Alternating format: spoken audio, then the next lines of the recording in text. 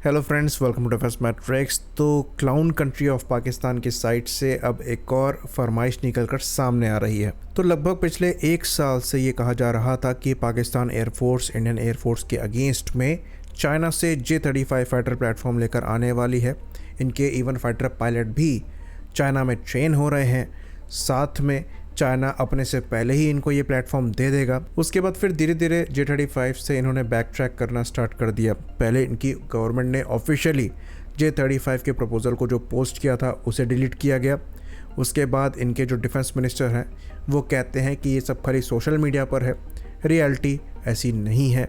और जब अब इंडिया में 5th जनरेशन फाइटर प्लेटफॉर्म के प्रिक्योरमेंट को लेकर सीरियसली बातें आगे बढ़ी हैं, क्योंकि इंडिया में अगर बातें आगे बढ़ रही हैं तो यहाँ पर कंक्लूजन भी हो सकता है।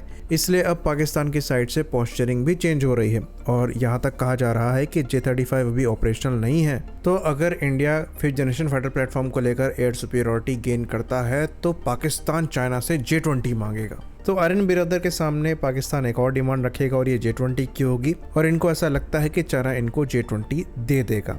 ये बात भी हम आपको बता दें कि J-35 को लेकर पहले काफ़ी सीरियस कन्वर्सेशन हो रही थी, लेकिन ऑपरेशन सिंदूर के बाद पता नहीं ऐसा क्या हुआ कि J-35 से चीज़ें बैक ट्रैक हो गई और अब इनके एयर कोमोडोर क्लेम कर रहे हैं कि अगर इंडिया रशिया से Su-57 लेकर आता है या फिर अमेरिका से F-35 लाता है तो हम चाइना से J-20 लेंगे, क्योंकि ऑप्शन कोई और नहीं है। तो टर्किश TFX कान के प्रोग्राम को लेकर पाकिस्तान में काफ़ी ज़्यादा एंथुजियाज्म रहता है और लोग ऐसे एक्ट करते हैं जैसे कि ये इन्हीं का प्रोग्राम हो, पर रियलिटी ये है कि कान को प्रॉपर सर्विस में इंडक्ट करने में एटलीस्ट 10 साल का समय लगेगा, और अगर आप उनको टर्किश इंजन के साथ सर्विस में इंडक्ट करना चाहते हैं तो ये समय और ज़्यादा भी हो सकता है। तो दूसरे बिरादर मुल्क से भी ये 5th जनरेशन फाइटर प्लेटफॉर्म नहीं ला सकते। रशिया इनको देगा नहीं, US इनको F-16 तक नहीं दे रहा है, तो चाइना के सिवाय और कोई इनका सहारा नहीं है। और जहाँ तक रही बात चाइना की, तो चाइना ने J-20 को एक्सपोर्ट के पर्पज से बनाया ही नहीं है, अभी इसके कोई प्लान्स ही नहीं है।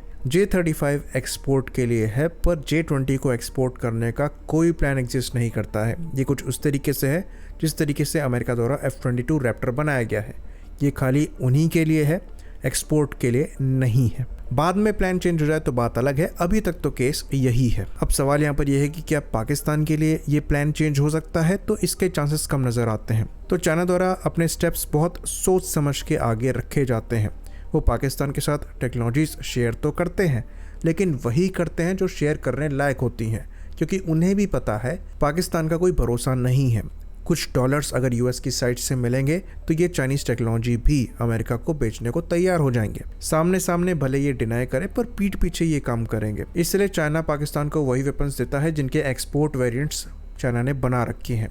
अभी के लिए J-20 का कोई भी एक्सपोर्ट वेरिएंट एग्जिस्ट नहीं करता है, और ये चीज़ ऑपरेशन सिंदूर के दौरान भी क्लियर हो गई थी, जब PL-15 को लेकर चाइनीज स्पोक्स पर्सन से पूछा गया था और उन्होंने बताया था कि हमने खाली एक्सपोर्ट वेरिएंट ही दिया है, तो अगर इसकी टेक्नोलॉजी इंडिया को मिलती भी है तो उससे ज़्यादा फर्क नहीं पड़ेगा। ऑल्दो फ़र्क डेफिनेटली पड़ेगा, क्योंकि सॉफ्टवेयर लेवल पर ही कुछ चेंजेस होते हैं। तो जब चाइनीज़ मिलिट्री प्रोग्रेस और टेक्नोलॉजी की बात आती है तो उसमें जो इनकी सबसे बड़ी अचीवमेंट है ये J-20 है, जिसके लिए इन्होंने सबसे ज़्यादा सोफिस्टिकेटेड टेक्नोलॉजीज डेवलप करी हैं और उस पर काम भी कर रहे हैं। तो वहाँ पर जो टेक्नोलॉजीज इस्तेमाल करी जा रही हैं उसी के डिफरेंट वेरिएंट्स निकाले जा रहे हैं, और वही आपके J-35 प्रोग्राम में इस्तेमाल हो रहे हैं जो इन्होंने एक्सपोर्ट के लिए रखा है। और वहाँ पर भी जो एक्सपोर्ट वेरिएंट है वो इनके वेरिएंट से कैपेबिलिटी में नीचे है, जो कि ये पाकिस्तान को हो सकता है फ्यूचर में ऑफर कर दें। अभी वहाँ पर भी डाउट है। तो पाकिस्तान जो है ये चाइना के लिए टेस्टिंग ग्राउंड है, पर उसमें भी चाइना काफ़ी ज़्यादा केयरफुल है, क्योंकि पाकिस्तान का नेचर चाइना को पता है। तो चाइना को पता है कि कितना पाकिस्तान के साथ शेयर करना है। तो J-20 पाकिस्तान के लिए खाली एक सपना है। अब बात करते हैं इंडिया द्वारा जो 5th जनरेशन फाइटर प्लेटफॉर्म लिया जा सकता है। तो इंडिया के चैलेंजेस डिफरेंट है। पाकिस्तान इंडिया के लिए चैलेंज नहीं है, ये ऑपरेशन सिंदूर में दिखाई दे गया था। हाँ, लेकिन अगर पाकिस्तान द्वारा 5th जनरेशन फाइटर ले लिए जाते तो इंडियन एयरफोर्स के लिए मस्ट हो जाता उस कैपेबिलिटी को रखना। लेकिन इंडियन एयरफोर्स को वैसे भी ये कैपेबिलिटी चाहिए, क्योंकि हमारे लिए चाइना मेन थ्रेट है, और चाइना नियर फ्यूचर में 2 टाइप के 5th जनरेशन फाइटर प्लेटफॉर्म को ऑपरेट कर रहा होगा।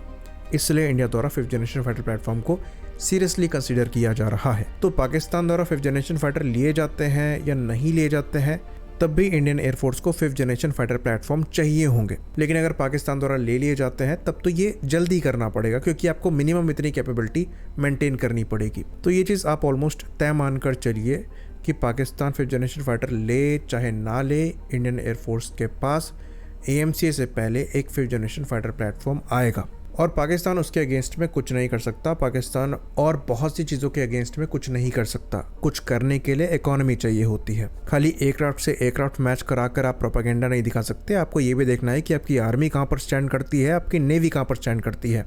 इंडियन नेवी हर साल मल्टीपल वॉरशिप्स को सर्विस में इंडक्ट कर रही है। उसके सामने पाकिस्तानी नेवी कहाँ ही स्टैंड करती है, तो बराबरी तो वैसे भी नहीं है। तो इनको ये लगता है कि ये इंडिया को मजबूर कर रहे हैं फाइटर प्लेटफॉर्म खरीदने के लिए।